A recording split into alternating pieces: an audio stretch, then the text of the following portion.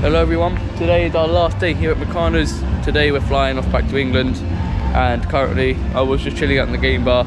I was going to do this little shot here but over there, but suddenly about 500 different kids turned up and it got really loud there, so done it out here so you can listen to the Aqua Gym music one more time. So 2 weeks of Meccano's is over.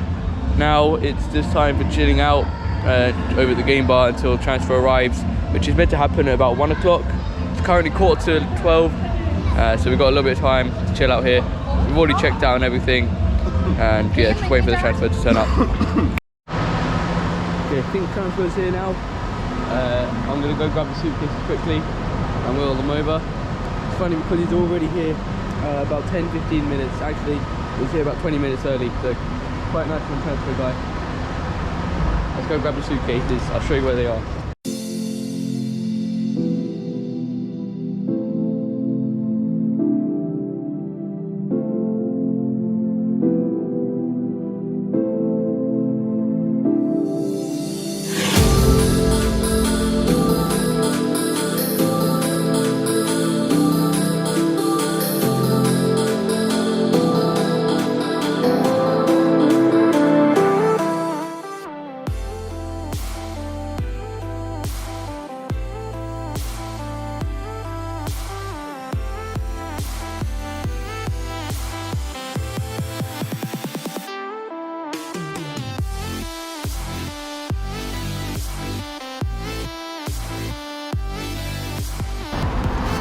What's your name, sir?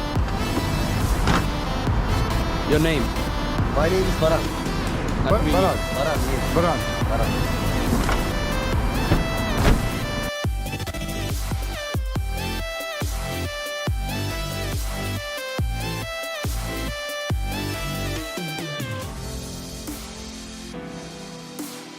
This is the transfer. We saw it on the way here. Now it's daylight, so we can actually see outside and see what the transfer's like. It's meant to be about what, 1.5 hours.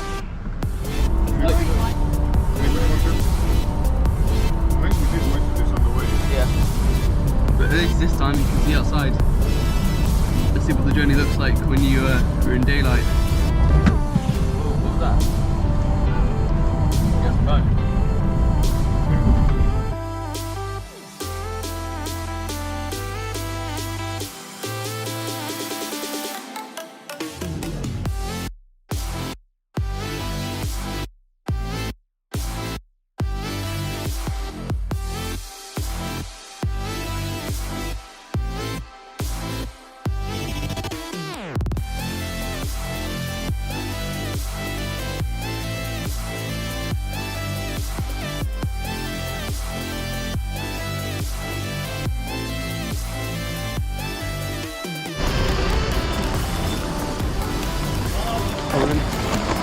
I'll take the suitcase.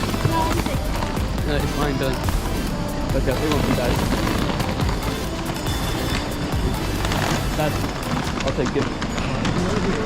Okay, security done. Now it's time to check in baggage and then head over to the lounge over there. To show you what's about to happen next, I need to give you some of the backstory. When we first tried to book our flights with Turkish Airlines, the booking system was paying up, which meant the price we were booking for was locked out and we ended up paying a bit more.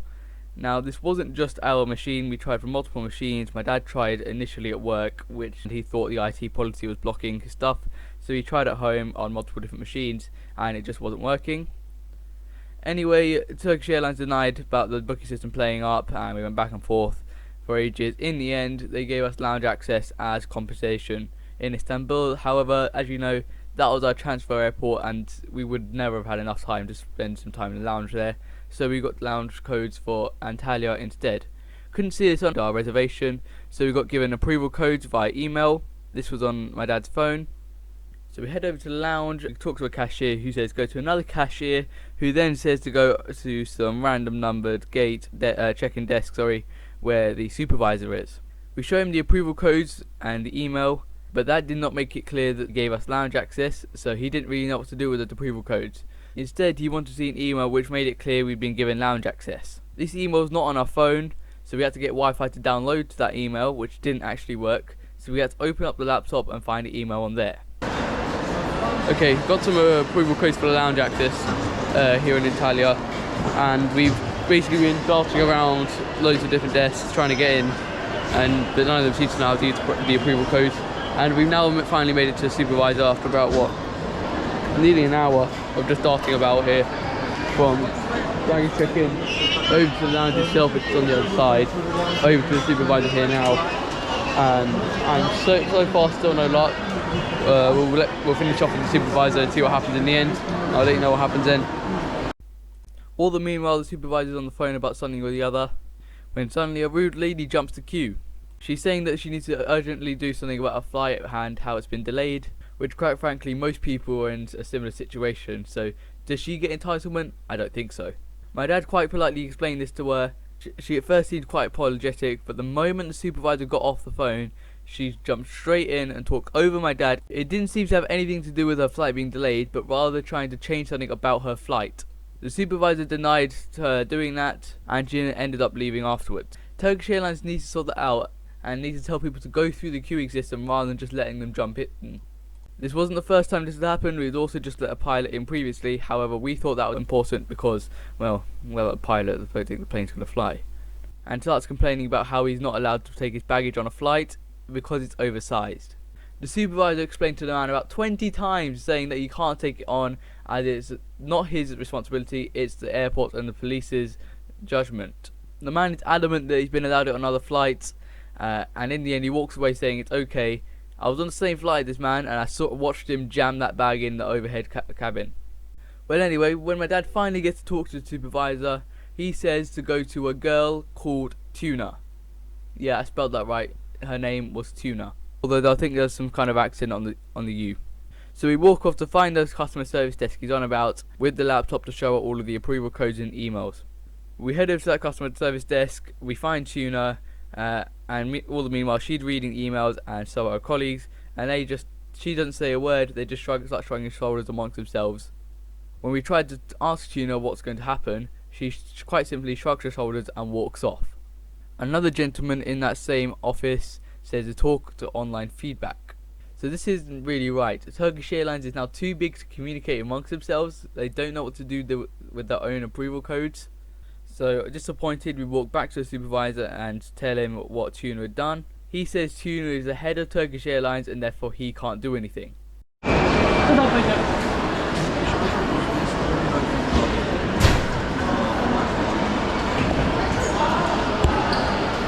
Okay, so I've run up and down the airport now trying to talk to different desks, and all of them have just sort of gone, I can't see on system.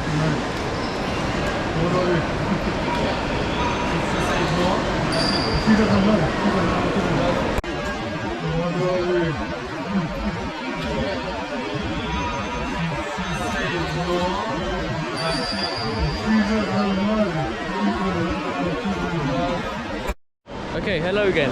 So we've been from the check-in desk over to the lounge over there, over back to the supervisor, who sent us all the way to the tickets office on the other side of the airport over there, and then we had to come all the way back here, only to not get any lounge whatsoever. Okay, so this is a bit of annoyance. I mean, we can't do much about it. We've just sort of been messed about by loads of people, and it seems like we have been messed about by Turkish Airlines completely. Okay, well, it looks like we might not get lounge access on this flight, before the flight. It looks like we haven't got any info about the gates. It's going to be at 4:15. Okay, not been a great experience with Turkish Airlines, just in this area. I mean, we had some issues on the way here as well, but on the way back then especially bad. We're meant to have a lounge service here at Antalya for the departing flight right now, and as you saw there, just going from desk to desk basically until lounge time runs out is not a great way of trying to get rid of someone. It was a bit stupid, the fact that none of them seemed to know what was going on, despite the feedback thing my dad had explaining it all. So a little bit annoyed about that, and I can't even give feedback on the website. I can't even give feedback on the website until we get home because I can't do the capture, so we're stuck without the lounge basically. And here we are at the gate 211, where we're basically going to be walking along the airport. Hello, I'm back. Currently chilling out at the gate. Didn't get lounge access, obviously, so we're chilling out here. The flight was scheduled for 5:30. We were meant to be going from gate 211. It's now been delayed to 6:15. But here's where it gets interesting. If you look just above it, there's a flight there that was scheduled for 15 minutes before us and was actually at gate 210, but then got changed to the same gate as us and has now been delayed to 6:05. Oh, so I'm not really sure what's going on here. If you look behind me, you can see a gigantic queue. Okay, not us again. But you see here, look at this queue. And I'm saying this is from 2 separate flights, both trying to take board from the same gate at the same time. How is this going to work? I haven't got a clue. So I can't be bothered to join that huge queue when we've got no clue of how it's actually going to work out. So, well, I'll join you when we have figured something out. Thank you very much.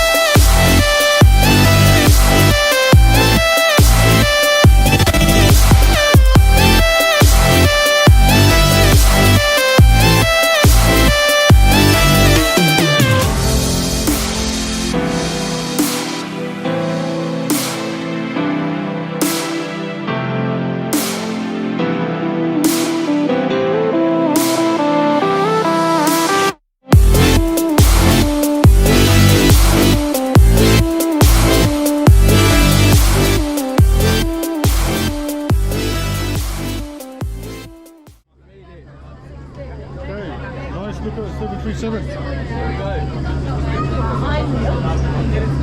We're in the front, so come this way.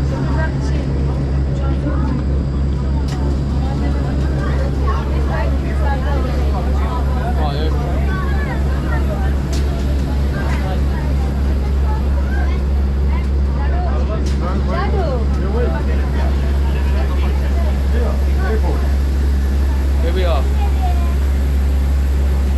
8 and 9. Okay. Never done anything like this. Oh, here we go.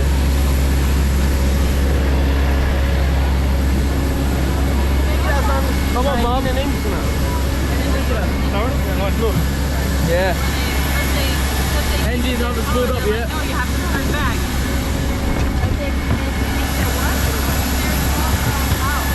This is about as close as I'm going to get to a 737. Look at that. Oh yeah. Okay, now cameras. Make sure you're asking. Well done, but asking. Camera. Down. Down faces. Number. Hello. Merhaba. Merhaba. Recording is for in the flight.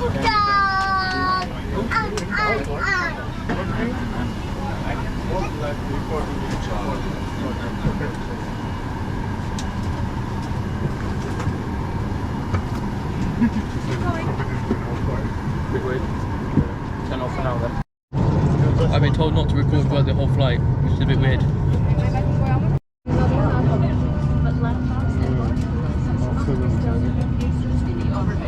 See where it says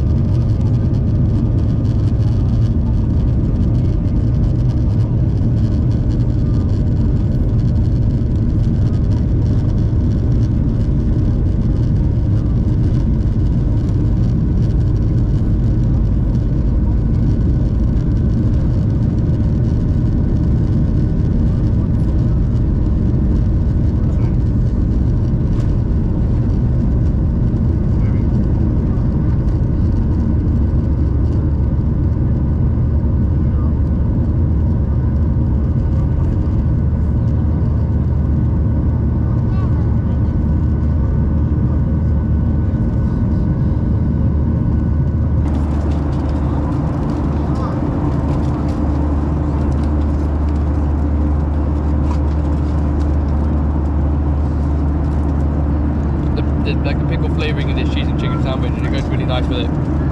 They only got the one option of a chicken beef sandwich, even though we put vegetarian down in the meal, the special flight meal. So a bit strange. When booking the flights online, we requested special Asian vegetarian meals. I remember this was done months back in advance. When we asked for the veggie option as we'd booked it online, the man said he only had one option, and said that our special Asian vegetarian meals would be served on our next connecting flight. My mum was sat behind us and she got told the same thing, but the lady sat next to her started talking to the man in Turkish. The staff member then came back with what seems to be a different type of meal. If you notice, this is a white wrapper, so it's different to what we had, and if I zoom in, you'll see that the wrapper says white cheese toast. Sounds vegetarian to me. My mum asked the lady if she'd pre-booked this. She told my mum that she hadn't pre-booked this, and she told the chap serving her that she didn't like chicken, so he brought over this alternative. And remember, he brought this over to the lady while my mum was sat next to her, and he just told my mum that he had no other options. So what's going on there then? Is this discrimination? We'd skipped breakfast because we had to pack. We'd skipped lunch because we were expecting lounge access, but instead we ended up running around in Antalya airport. Then we had a whole gate issue where they couldn't figure out how boarding works. Then driving around Antalya airport to actually get to the plane. Then they didn't have a vegetarian option for us, even though we'd booked it online. It seems it only applied to us, as they had it for someone else. Not to mention that our transfer time in Istanbul is slowly diminishing, as this flight was delayed by about an hour. So you can see how this is getting a little bit frustrating. Yeah, it's got to be manual, right?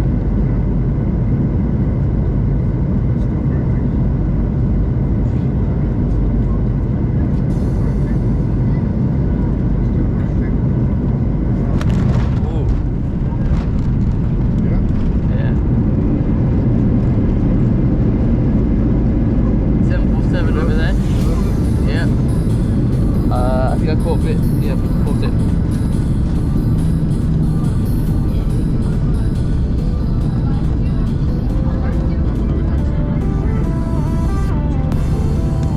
Very long taxi up ahead.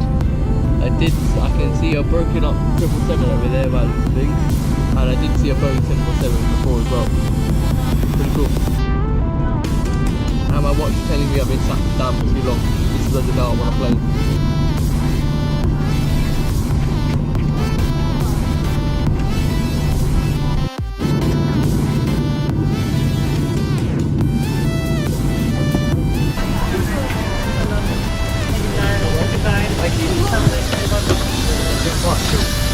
Yeah.